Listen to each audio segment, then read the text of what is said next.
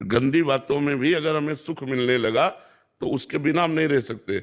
ऐसे जब गुरु जी ने जो मंत्र दिया, जो पाठ दिया, जो साधना दी, वो जब हम करते हैं हमें आनंद, तो गुरुदेव की बलिहारी है। गुरुदेव ने ये सुख दिया तो गुरुदेव पर आसक्त होता जाता है, और जब आसक्ति हो जाती है तो अपना परम प्यारा गुरुदेव से भगवान नजर आता है।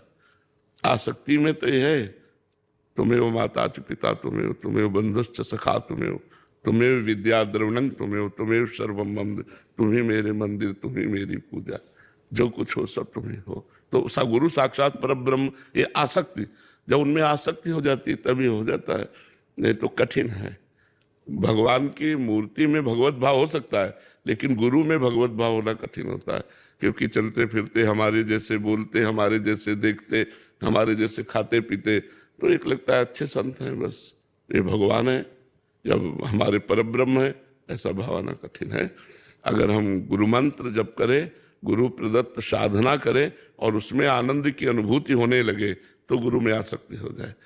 नहीं तो ऐसे कितने लोग गुरु मंत्र लिए, पढ़ा है, जैसे ऊसर में बीज पड़ा है, अंकुरित ही नहीं हो पाया, तो ऐसे ही हृदय में मंत्र तो पहुंच गया पर सिद्ध ही नहीं किया, उसे जप ही नहीं किया, तो उससे कोई आनंद नहीं मिला, तो गुरु से कोई प्रेम नहीं हुआ।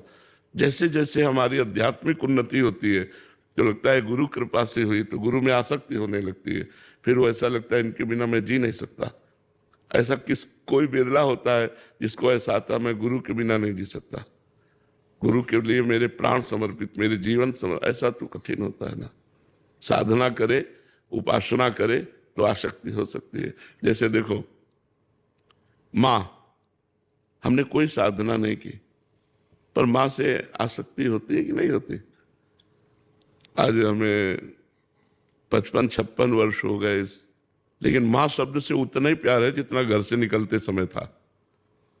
बच्चापन से घर से निकले, माँ शब्द याद आते ही वो ऐसे ही हमारा हृदय एकदम भावसिक्त हो जाता। माँ एक अलौकिक वस्तु है। अब कौन सी साधना की थी माँ से प्यार करने के लिए? कोई साधना नहीं।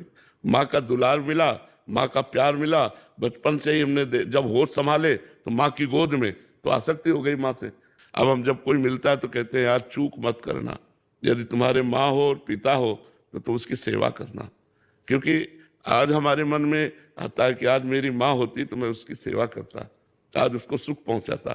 तो माँ से जैसे बिना किसी साधना के प्रेम हो गया, ऐसा गुरु से हो जाएगा? नहीं होगा।